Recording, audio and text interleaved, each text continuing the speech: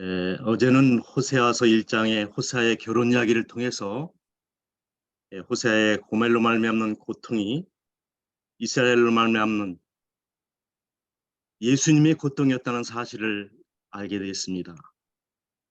오늘은 그 둘째 날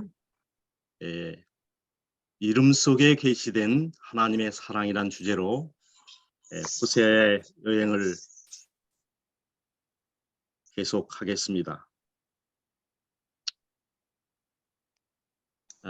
요즘은 품질보다 전략이 매출을 좌우하는 시대인 것 같습니다. 예컨대 책 내용이 아무리 좋아도 표지가 좋지 않으면 잘 안 팔린답니다. 속보다는 겉, 내용보다는 포장이 중요하고, 예컨대 아파트도 우선 이름이 고급스러워야 잘 팔린답니다. 그래서 생겨난 것이 아파트 장명법입니다.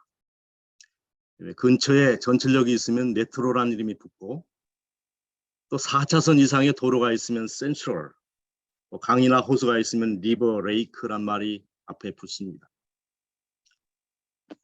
사람 이름 짓는 법도 비슷하더라고요. 그래서 요즘은 남성인 경우에 강한 이미지의 이름을 선호하고, 요즘 여성들의 사회 진출이 많기 때문에 그걸 고려해서 중성적인 이미지의 이름이 많이 등장합니다. 부르기 쉽고 오래 기억되는 이름,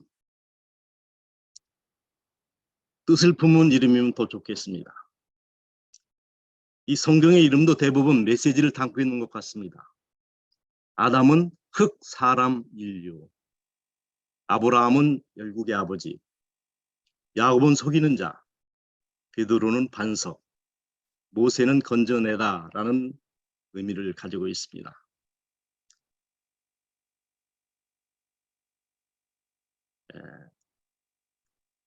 원래 이 호세아 이름의 뜻은 하나님은 구원이시다, 구원자라는 뜻입니다.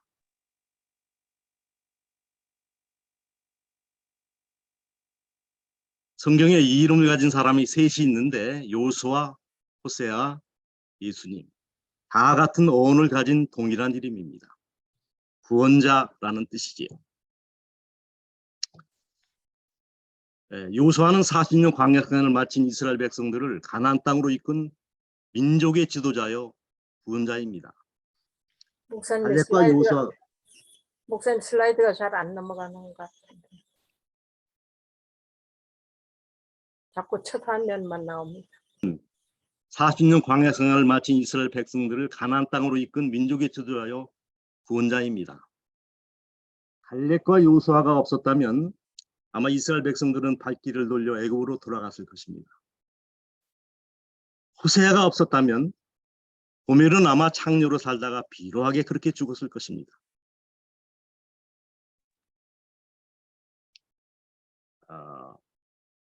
고멜의 구원자는 호세아죠. 고멜에게 있어서 호세아는 영적인 구원자 예수였습니다. 본회퍼는 기독교는 종교가 아니다, 하나님과의 만남이다 하라는 말을 했습니다.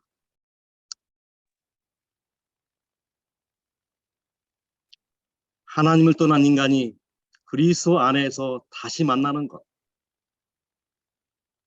만약에 여러분 우물가의 여인이 예수님을 만나지 못했다면, 구순의 씨가 빌립을 만나지 못했다면, 혈루병 여인이 예수님을 만나지 못했다면, 십자가의 강도가 예수님을 만나지 못했다면 어떻게 됐을까요?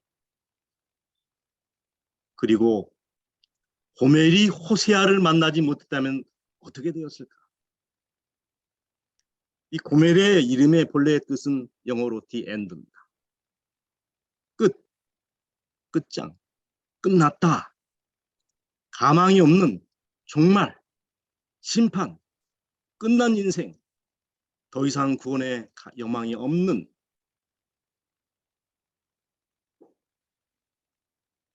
맞습니다.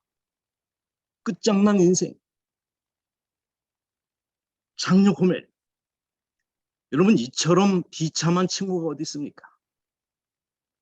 순결하고 정결하여 때에 맞는 사랑을 만나 자식도 낳고 어여쁘게 표현했어야 할 처녀가 문남정네들의 거친 손길을 운명처럼 받아들이고 이름 모를 품에 안겨 웃음을 팔고 젊음을 팔고 인생을 팔아 얻은 이름 하나가 창녀입니다. 목사님, 그런 그에게 떠오르는 아침의 태양이 무슨 의미가 있으며 저녁에 지는 별이 무슨 의미가 있겠습니까? 손에 쥐어진 화대가 적든 많든 무슨 즐거움이 있겠습니까? 목사님 화면이 안 넘어가고 있습니다. 네네. 예, 알고 있습니다. 마지못해 사는 인생. 아마 이스라엘 전체를 통틀어 가장 비참하고 가장 서글프고 가장 참담했던 여인. 꿈도 죽고 희망도 죽고 내일이 죽은 끝장 인생 매력에 어느 날 호세아라는 젊은 청년이 찾아와 손을 내밀며 말했습니다. 나와 결혼합시다. 난 당신의 그 모습을 사랑합니다. 난 당신의 상처를 사랑합니다. 나는 당신의 눈물을 사랑합니다. 당신의 고통을 사랑합니다. 당신의 얼룩진 과거를 사랑합니다. 모든 상처를 내게 주십시오. 당신의 과거를 내 어깨 위에 얹고 끝장난 인생을 다 정리하고 나와 함께 새 출발합시다. 그래서 만난 두 사람. 호세아와 고멜의 사랑 이야기입니다. 어제에 이어서 다시 읽겠습니다. 여호와께서 호세아에게 이르시되 그 이름을 이스라엘이라 하라. 조금 후에 내가 이스라엘의 피를 예후의 집으로 갚으며 이스라엘 족속의 나라를 폐할 것입니다. 고멜이 또 잉태하여 딸을 낳음에 여호와께서 호세아에게 이르시되 그 이름을 로루하마라 하라. 내가 다시는 이스라엘 족속을 긍휼히 여겨 사하지 않을 것입니다. 8절 고멜이 로루하마를 젖된 후에 또 잉태하여 아들을 낳음에 여호와께서 이르되 그 이름을 로암이라 하라. 너희는 내 백성이 아니요 나는 너희의 하나님이 되지 아니할 것임이니라. 결혼을 정해 명하신 분도 하나님이시고 짝을 정해주신 분도 그분이십니다. 자녀들의 이름을 지을 때도 간섭하신 분이 하나님이시고 뭔가 의도적이지 않습니까? 그래서 낳은 첫 번째 아들이 이름이 이스라엘이고 두 번째는 딸이었는데 로루하마입니다. 세 번째 아들의 이름은 노함이죠. 이 첫 번째 아들인 이스라엘은 이 발음이 이스라엘과 비슷합니다. 이 이스라엘은 야곱의 새 이름인데 하나님과 겨루어 이겼다. 나중에 이것이 이스라엘 나라의 이름이 되죠. 코가 되죠. 이스라엘. 하나님이 찢어서 흩으셨다. 그리고 그 자리에 다시 심겠다 하는 그런 의미를 가지고 있습니다. 하나님이 이스라엘을 갈기갈기 찢어 흩으시겠다. 그리고 흩어진 곳에 다시 시작하도록 하겠다. 끝장난 여인이 만난 난 첫 번째 아들인 이스라엘. 이 이름은 이스라엘에 빠져있는 영적인 상태를 그대로 폭로하는 말씀입니다. 여러분 결국 이스라엘이 어떻게 됐습니까? 이방의 포로로 잡혀가 갈기갈기 찢어지고 흩어졌습니다. 그리고 두 번째 낳은 딸 이름이 노루하마입니다. 이 말은 노라는 말과 루하마의 합성어입니다. 이 노는 영어로 not, on, 노입니다. 루하마는 사랑한다, 긍휼히 여기다 그런 뜻인데 거기에 부정사인 노를 붙이니까 사랑하지 않겠다. 내가 너를 긍휼히 여기지 않겠다 그런 말입니다. 끝내버리자. 살벌한 말이죠. 여러분 어떻게 이름을 이렇게 지으라 하셨습니까? 이스라엘의 영적인 상태가 그러하다는 말씀입니다. 사랑, 할 수 없는 상태. 그리고 세 번째 아들 로함미. 이 이름은 더 충격적입니다. 암미라고 하는 말은 내 백성, my people 그런 뜻입니다. 그런데 거기 부정사가 붙어서 너는 내 백성이 아니다. 첫 아이 이름보다 더 살벌한 이름입니다. 사실 이것은 하나님의 약속의 파악입니다. 여러분 창세기 15장은 아브라함과 하나님 사이에 맺어지는 그 언약 강연을 묘사하는 글입니다. 여호와께서 그에게 이르시되 나를 위하여 3년 된 암소와 3년 된 암염소와 3년 된 수양과 산비둘기와 집비둘기 새끼를 취할지니라. 아브라함이 그 모든 것을 취하여 그 중간을 쪼개고 그 쪼갠 것을 마주 대하여 놓고 그 새는 쪼개지 아니하였으며 이 설교가 그 사체에 내릴 때 아브라함이 쫓았더라. 이 광경은 대단히 심상한 광경입니다. 하나님께서 아브라함과 언약을 맺을 때 언약이라고 하는 말은 말로 서로 약속한다 그런 뜻인데 여기 뭔가 행위를 하도록 했습니다. 열거된 수양이나 암염수나 암소 이런 것들을 가져다가 정확하게 칼로 절반을 짜게라는 겁니다. 당연히 이 사한 짐승이 쪼개지면 죽죠. 그리고 그 다음에 그 짐승들을 가지런히 단으로 벌려놓고 그 다음에 쪼개진 짐승 사이로 하나님이 지나갑니다. 이것은 뭘 의미하는지 아십니까? 만약에 언약의 당사 중 한 사람이 이 맺은 언약을 파기할 때 살아있는 이 멀쩡하던 짐승이 반이 갈려져서 피를 흘리며 죽은 것처럼 언약을 파기한 그 사람을 이렇게 죽이겠다고 하는 것입니다. 말 그대로 생명을 건 언약입니다. 무서운 언약이죠.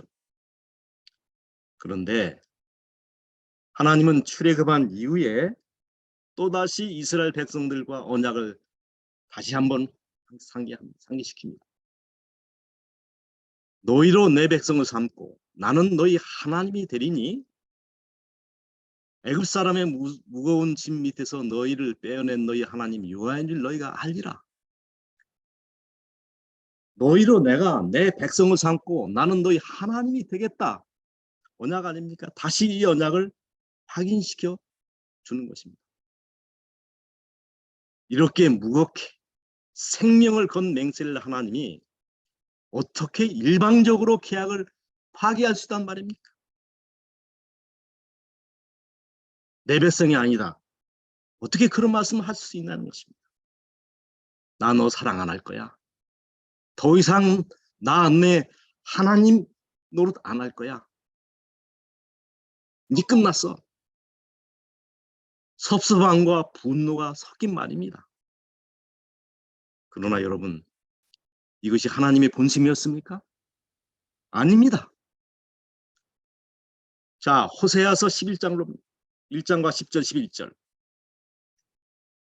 그러나 이스라엘 자손의 수가 바다의 모래같이 되어 측량할 수 없고 셀 수 없을 것이며 전에 너희에게 이르기를 너희는 내 백성이 아니라 한 그곳에서 너희에게 이르기를 너희는 사신 하나님의 자녀라 할 것이며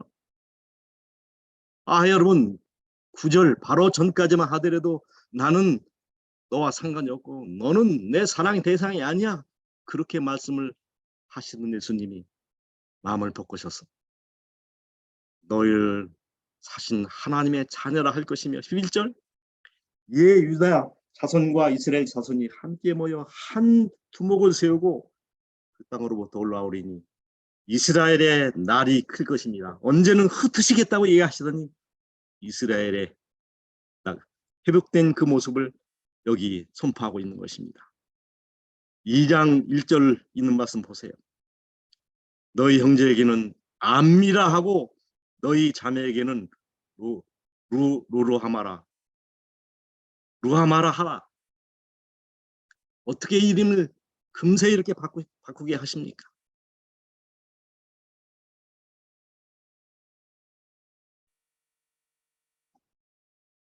앞뒤가 안 맞는 하나님이십니다. 아닙니다. 하나님의 본심은 언제나 하나였습니다. 자신의 본심을 숨기시고 어떻게 보면 엄포를 놓으신 것뿐입니다. 기억하시기 바랍니다.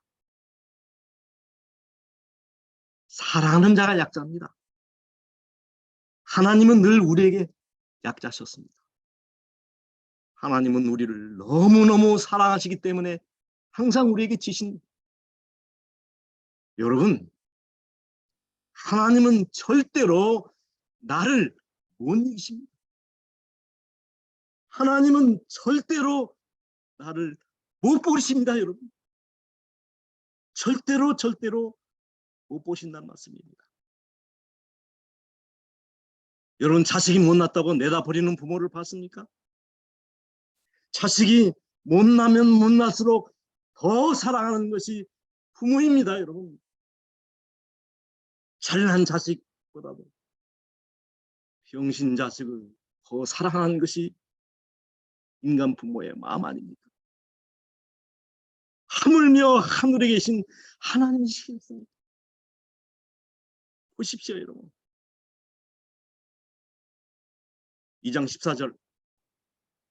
그러므로 내가 저를 계유하여 거친 들로 데리고 가서 말로 위로하고 여호와께서 이르시되 그날에 내가 나를 내 남편이라 일컫고 다시는 내 발이라 일컫지 아니하리라. 23절입니다.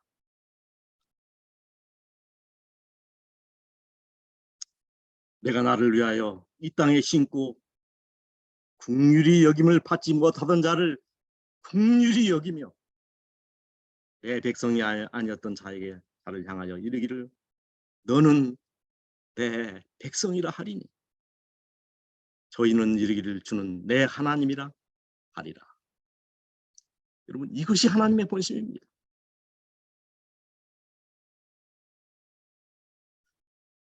어제 말씀 시간에 참여하셨던 박현계님께서 바로 호세아서 2장 14절의 말씀을 묵상하시다가 거친 들로라는 제목의 시를 우리에게 보내주셨습니다.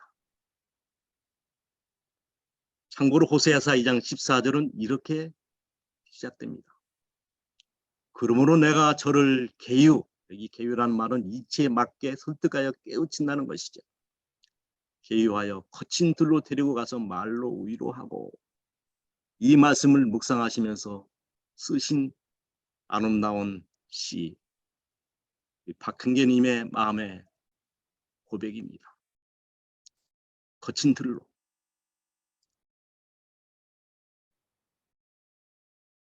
님이 나를 찾아오시어 거친 들로 가자 하시네. 식어버린 사랑, 차가운 내 손 잡으시며 거친 들로 이끄시네. 아직 사랑의 메아리가 식지 않은 우리 언약의 무지개가 피는 그곳, 한때는 굳은 맹서로 쌓은 눈물의 재단이 있는 거친 들판으로 들로 이끄시네. 왜 진작 몰랐는지 사랑은 가슴으로 하는 것을. 누구는 사랑이 머리에서 가슴까지 내려오는데 70년이 걸렸다고 하지만 70년도 넘는 세월 동안 내 사랑은 목에 걸린 가시같이 아프기만 한데, 그런 나를 냉랭한 가슴을 안으시며 구분 등 토닥이시며 위로하시네. 그래도 괜찮아. 널 사랑해, 현계야. 눈물로 얼진 내 손 잡고 거친 길로 이끄시네. 십자가로 이끄시네. 그리고 사랑하며 살자. 너를 죽도록 사랑해. 그렇게 말씀하시네. 아, 이 사랑 어찌할꼬 이 은혜. 참으로 감동적인 시입니다. 저도 사실 어제 말씀을 준비하면서 아무도 없는 빈 방에서 큰 소리를 내고 엉엉 울었습니다. 불쌍한 나를, 호멜보다 더 처량한 나를, 사랑스러워서가 아니라 너무나 가련해서 처량해서, 아니 하나님 아니면 아내로 받아줄 사람이 없어서 불쌍하고 가련해서 아내로 삼아주신 하나님의 사랑에 감격해서 감정을 억제하지 않고 그냥 울었습니다. 오늘 아침 어느 노벨상 시인의 시보다 더 무겁고 감동적인 시를 읽게 하신 하나님께 감사합니다. 하나님의 본심은 징계가 아니라 사랑입니다. 우리가 하나님을 떠나지 않는 한 여러분, 하나님은 절대로 우리를 포기하지 못하십니다. 나를 못 버리십니다. 내가 못나면 못날수록 더 그렇습니다. 하나님은 절대로 나를 포기하지 못하신다고요. 내가 주님을 버리지 않는 한, 내가 주님을 포기하지 않는 한 절대로 하나님은 나를 포기하지 못하십니다. 그 말씀이 어디 있습니까? 호세아서 11장 8절. 에브라임이여 내가 어찌 너를 놓겠느냐? 이스라엘이여 내가 어찌 너를 버리겠느냐? 내가 어찌 아도마같이 놓겠느냐? 어찌 너를 소인같이 두겠느냐? 내 마음이 내 속에 돌아서 나의 국률이 온전히 불붙는 하던 불붙는 사랑으로, 불타는 사랑으로 우리를 주목하시는 하나님이 계시기에 오늘도 여러분과 저는 행복하지 않습니까? 하나님의 이 크신 사랑을 묵상하며 오늘도 승리하는 여러분과 제가 되기를 바랍니다. 말씀을 줄이겠습니다.